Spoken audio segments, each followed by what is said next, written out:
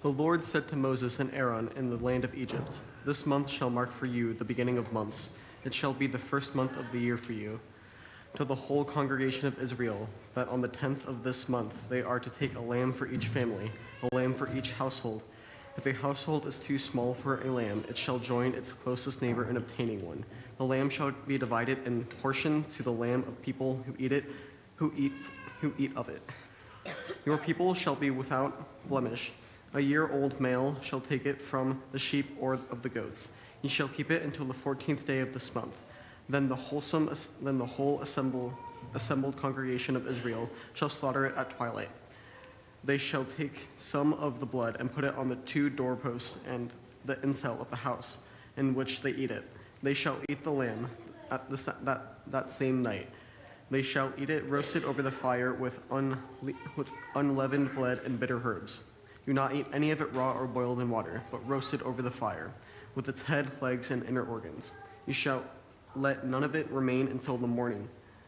Anything that remains until the morning you shall burn. This is how you shall eat it: your lions grilled, your sandals on your feet, and your staff in your hand. You shall eat it hurriedly, and it is the Passover of the Lord. For I will pass through the land of Egypt that night.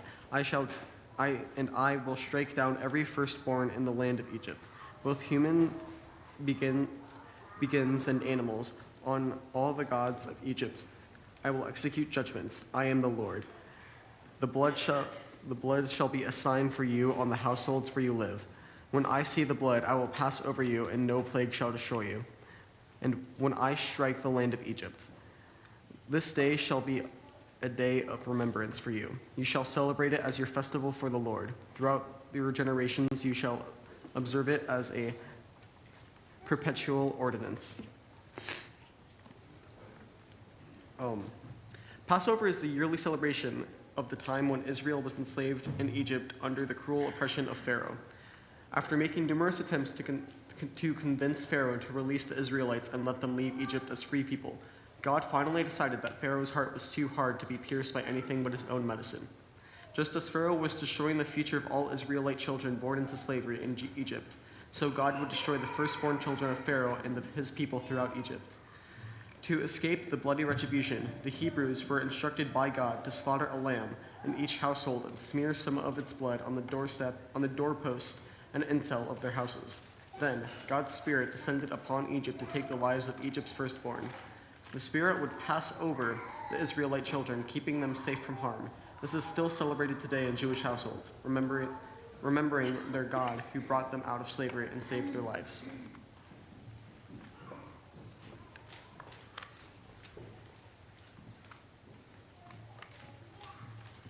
Okay, I've been sneezing all day, so bear with me.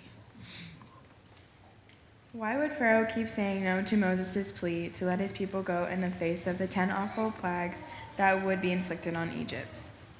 The answer is because Pharaoh did not want to lose all that free labor that he would be using to build his cities. The idea of those slaves being set free and leaving would cause enormous financial strain on Egypt, as they would possibly have to pay their own people to do the work that the slaves were doing. I wonder if we are that different. Would we be willing to give up some of our products or lifestyle if we knew that having those things or doing those things would hurt other people? Look at the chocolate industry. 10 years ago, it was estimated that 97% of all cocoa beans were picked by slaves, mostly teenagers, on the Ivory Coast. Would we give up chocolate to make sure that people were treated fairly in other countries? Most of us would not, because chocolate is so important in our lives. It is no longer a luxury, but a common commodity. Do we look into the companies from which we buy our products to ensure they are not hurting anyone, or do we ignore those issues because what we want for the price we want to pay? This story shows that when you exploit the children of others, your own children suffer. This is the worst kind of suffering a parent can have. When we are not generous but greedy, we can expect our pain to increase like the plagues until the ground we stand on falls out from under us. Will there be consequences?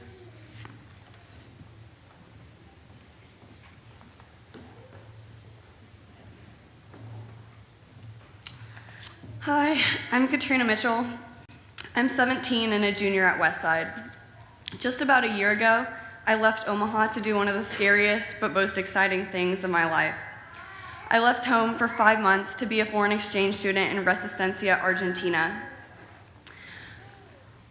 I was fortunate enough to be placed with a great family, one that was kind and treated me like a daughter, and I know I'll be close with them for the rest of my life. My host family in Argentina was very well off. The city they lived in was about the size of Lincoln, and they lived in one of the largest houses. There was a pool, a guest house, a staff, and employees to care for the grounds, do our laundry, and cook our meals. My brothers and sister were even surprised to learn that I knew how to change a light bulb. But poverty was all around us. I saw more poor people living alongside of the road in my first day there than I had in my entire life beforehand. Even though my family lived in an elaborate compound on the edge of town, the surrounding neighborhood wasn't safe. Here in Omaha, I go for runs through the neighborhood and on the trail all the time. But when I asked about going for a run in the area around their home, they casually told me, "No, you don't want to do that. Not too long ago, a boy riding his bike was murdered just down the road," implying that that sort of thing happened all the time. But right across the street from my house, there was a family who was just getting by. To make a living, they had a horse-drawn cart they loaded with fruits and vegetables, which they sold throughout the city in all kinds of weather. In the tropical climate where we lived, it was common to get a lot of rain, with rainstorms that would even keep us home from school. One day after a big rain, the family's cart was stuck in the mud and they were trying to get home. My host family didn't hesitate. The car stopped and my host brother opened the door without a word, automatically knowing we would invite the family into the car to help them out. We passed other families in the same situation and ended up making several trips to get all the stranded neighbors back home. I learned lots of things during my time in Argentina. I improved my Spanish, made lots of friends, and grew to appreciate the culture. But I also learned a lot of important lessons for my family. I went into the experience knowing that I'd be going to a private school and hanging out in their private athletic club, but I never expected them to be as generous as they were. Sorry. They could have ignored the extreme poverty around them, but they always made an effort to help whenever they could. There were lots of people who sold food in hand-woven baskets on the side of the road to make their living. And every single time we passed someone, we would always stop to buy something or at least give them a few pesos. Even though my sister wore her Ray-Ban sunglasses and my host mom carried a Gucci bag, we'd still buy things to help support those who had less than us. Today, I'm wearing my traditional Argentinian shoes that I bought from a roadside vendor in their honor and to remind me of their love and generosity and how I can take steps to be just as generous.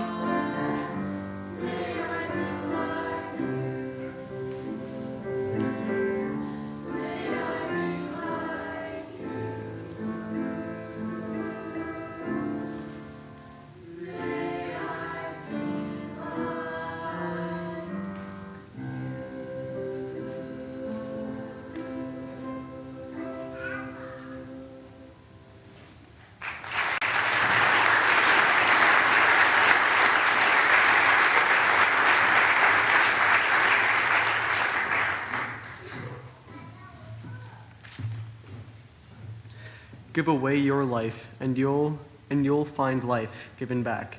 But not merely given back with bonus and blessing. Giving, not getting, is the best way. Generosity begets generosity. When Jesus says the result of giving away your life is that you'll find life given back with bonus and blessing, he's not giving us a get-rich-quick scheme. He's giving us the key to getting happy quick, being generous, going beyond what is comfortable.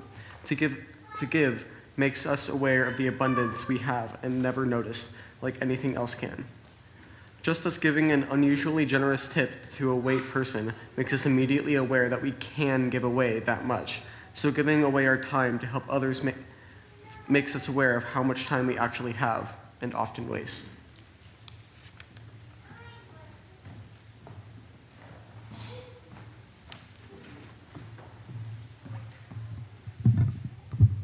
No? Okay. All right, so one of our main things that we've reflected on are the experiences we've had in our mission trips. So these are some pictures from a church service that we were at in Jamaica. And so we stayed on the camp that we were working on in Jamaica, and we had this woman who helped us cook all of our meals, who took care of us. She was like our mom there. And she belonged to a church called Bamboo Church of God. And there was an event there. We were very lucky to be there the week that this event happened. So at her church, she invited us all to come and join her and her congregation. They have this event around all of the towns through Jamaica. So at that week, it was at the Bamboo Church of God, and everybody goes from all the different churches, and it's a fundraiser for that church. So the kids sing, there's a bell choir, they do a few different things just throughout the night, and everybody's constantly donating throughout the entire night. And these are people that seriously, they were walking there from their towns. It's one of the most impoverished areas I've ever been in, and these people were donating so much to a church that wasn't even theirs. And they do this every year at every other church, and they share this with each other, and they share it with us. That we got to be a part of it was so amazing, because there was just so much generosity in a place that you wouldn't expect people to have that much to give, and they gave so much, and they raised so much money at their church, and it was such a spiritual experience because everybody was so happy, and they were all very, they just were so in love with what was going on, and it was so amazing. People were in tears, and everybody just got the greatest experience out of it, and we are very lucky to be a part of that.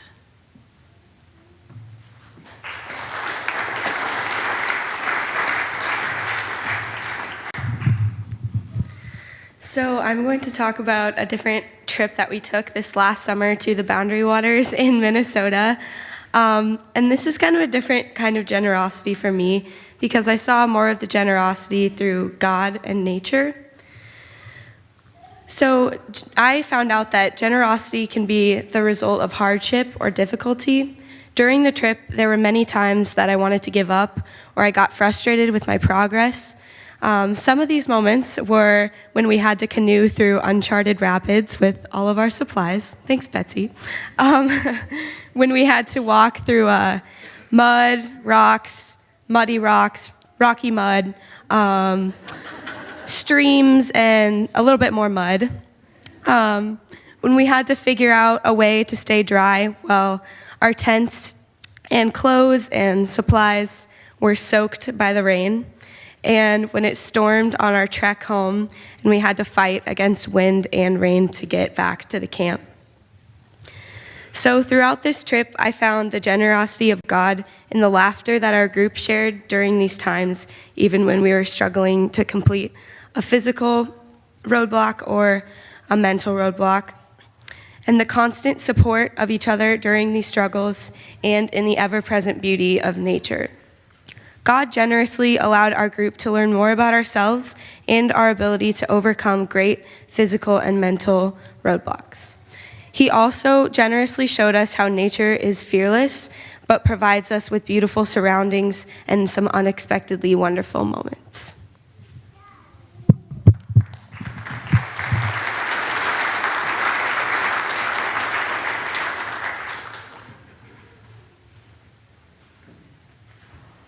So when we were hiking in Colorado with the junior high, I felt really grateful when we finally got to a place where we could get more water after a long dry spot.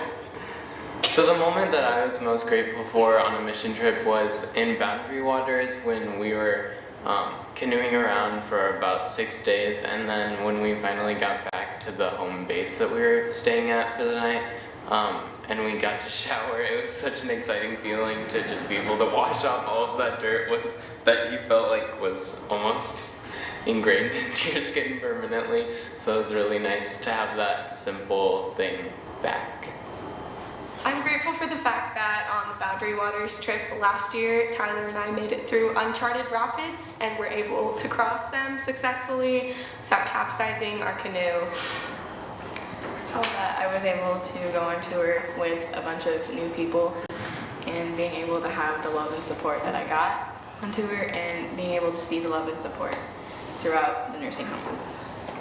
I'm grateful that on the narrow roads in Jamaica that we did not get in a single car accident, which I still count as a miracle. Grateful that I go to church and interact with people in my community. For all of the friendships and memories I have from youth group and choir. I'm thankful for my family, my house, food, our cars, our beds, my pets, access to clean water, all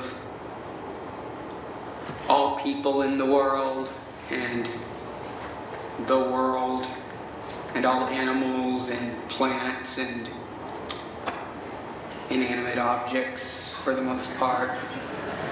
So that's what I'm thankful for. Grateful that with the life that I was given and that I'm an only child and that I can't take everything for granted. And so when I was younger, I took everything for granted that, oh, I have all the money in the world.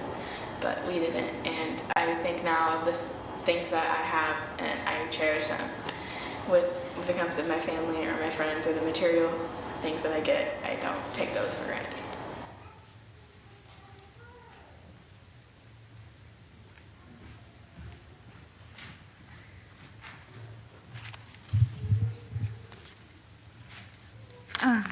I got to go to Key West, Florida in December with my family and my dad's, swim team. We had so much fun. I am very thankful to be able to go every year to Florida. I am thankful for a tandem bike that I can ride with my dad. And I am thankful for my brother, Zach, and his dog Fiona visiting us there. I am thankful for being able to fly because it is so far away from Nebraska. On the way home, I was on a plane with my mom and my sister when we found out about a shooting at Fort Lauderdale Airport. My dad and his UNO swim team were there at the time. We were very scared because we didn't know what was going on. My mom found out my dad and the team were okay, and then she cried a lot.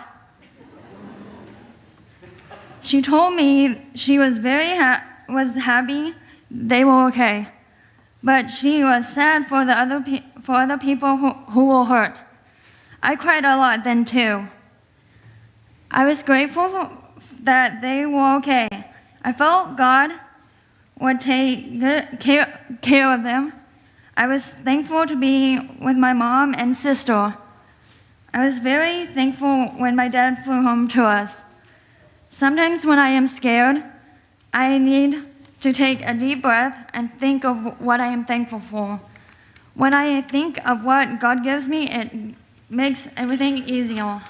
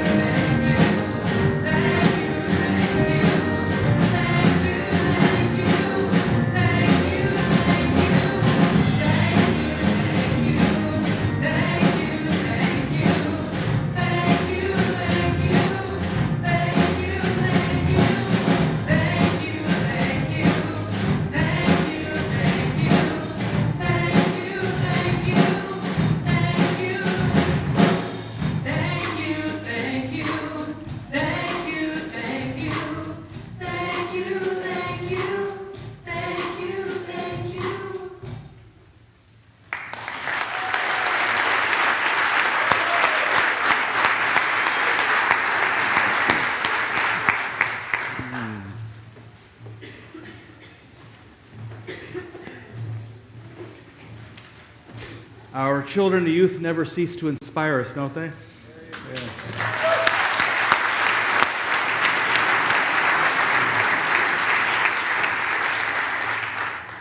Well, the story of the Passover is a fitting one for this ritual, for we remember 4,000 years ago, this oppressed people, this story teaching a lesson that when you, as was observed, that when you oppress other people in the name of trying to build up a better lifestyle for your own children, it is your own lives and your own children who are hurt by that. But that story also raises a rather terrifying question, doesn't it? What does God do with our evil? Does God respond with wrath? Are we headed towards God's wrath when in our own sins? And Jesus came and taught us something new about God, gave us a new insight about what God does with that, especially in this ritual, because his last meal was a Passover meal. And on that Passover meal, he put himself in place of that lamb, saying, "This is my body, which is broken for you. Do this as often as you eat of it in remembrance of me." And so likewise, after supper, he took the cup, saying, "This is the cup of the new covenant in my blood. Do this as often as you drink of it in remembrance of me." And then his life, his blood, was shed, but not by the innocent to paint over the doorposts, but by the guilty who crucified the Messiah. So this lamb's blood signaled God's passing over not simply the innocent, but the guilty as well. That God meets our sin with God's kindness. God meets our greed with God's generosity. And that may seem to get a whole lot of us off the hook awfully easily until one realizes after receiving such grace that we are called to offer such grace to others. We are called to go and to do likewise. In this meal, we remember Christ's death, we celebrate Christ's resurrection, and we come to know that this world is meant for us to be generous in. We take generosity into our body and we give it out with our very lives. The gifts of God for the people of God. I invite our servers to come and prepare the feast. And as they do so, let us remind ourselves of who we are and whose we are. We are an inclusive, open, and affirming family of faith, welcoming all to God's table of love and acceptance. We are diverse, yet united by Christ's example. We care for one another, support one another, and challenge one another to become all that God creates us to be. We work together to nurture our community and to promote peace and justice in our conflicted world.